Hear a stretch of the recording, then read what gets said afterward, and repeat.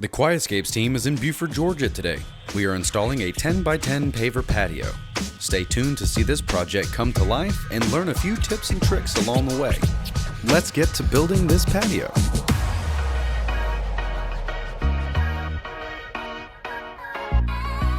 Later this summer, this client plans to turn this patio into a screened-in porch. This leaves him with no place to grill, so he's asked us to create a place for him. We've decided that a 10x10 paver patio is the perfect size to grill and add a prep station. We will start by raking out the area, clean up debris, and adding screened fill dirt to level this area out to give us the grade that we are looking for. Next, we will bring in the paver base. You will want to compact this paver base, adding a little bit of moisture as you do to help with the compaction process, along with removing air pockets that may be hiding beneath the surface.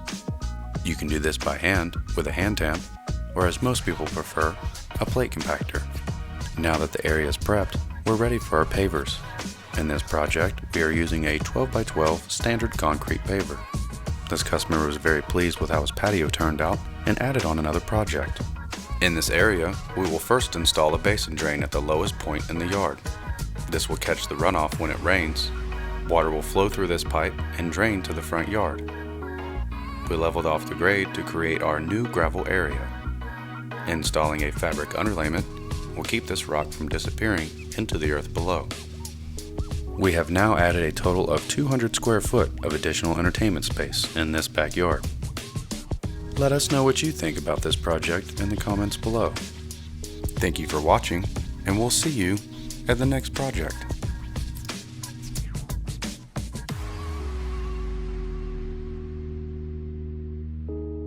You know what you call that right there? You call that a hard working man.